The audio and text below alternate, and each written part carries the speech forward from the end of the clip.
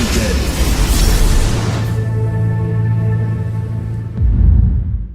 Hello everyone, and welcome back to my show. I'm Dr. Lott from Acupuncture is My Life. Now in today's episode, I plan to discuss another emergency warning sign for COVID-19, which is the inability to wake or stay awake. Now there have been reports of this symptom being considered one of several long-term effects of the coronavirus.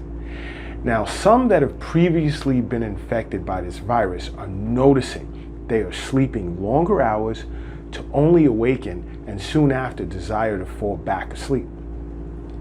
Now, individuals with these symptoms appear to never feel as if they've received enough rest.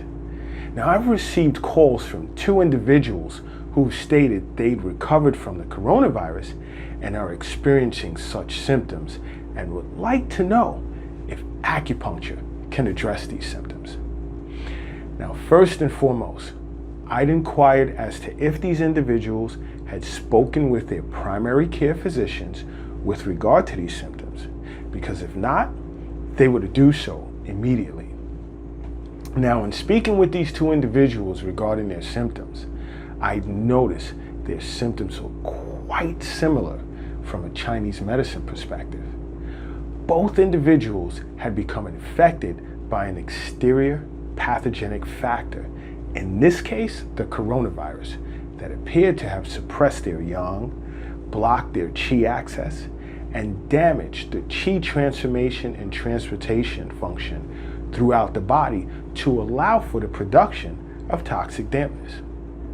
Now, to delve further into this symptom, what immediately came to mind, and I will say, for the record, I speak for myself and no one else when it comes to how I diagnose this symptom with regard to these two individuals who were experiencing this. The first thing that came to mind from a Chinese medicine perspective was defensive qi and its relative function with regard to combined yin and yang stepping vessel pathology. Now, the body's defensive qi is generally what protects us from what in Chinese medicine is called the 6 exterior evils, which are wind, cold, summer heat, dampness, dryness, and fire. Now, in the case of the coronavirus, its evil comes in the form of wind and also dampness, which invades the body as an exterior pathogenic factor. Now, just for the record, bacterial infections along with viral infections can be classified as a wind pathogen in Chinese medicine. Now, the body tends to become susceptible to exterior pathogenic factors when our defensive qi is weak, or should I say an imbalance between external factors and the body's qi, which is heavily emphasized in Chinese medicine, as opposed to Western medicine, which places more emphasis on the invasion of the virus.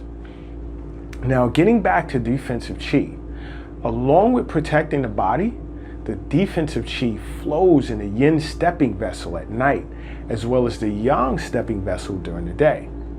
Now, an imbalance between both yin and yang stepping vessels can have an impact on sleep patterns based on the flow of the defensive qi to the eyes as well as away from the eyes during a 24-hour period, which determines a person's overall state of wakefulness. So from a pathological perspective, when it comes to the symptom of, let's say, inability to stay awake, I began to concern myself with this imbalance from a point of deficiency due to the failure of the defensive qi's ability to ascend during the day, impeding the individual's ability to wake, thus the persistent feeling of sleepiness. Whereas in the case yang is considered as being deficient.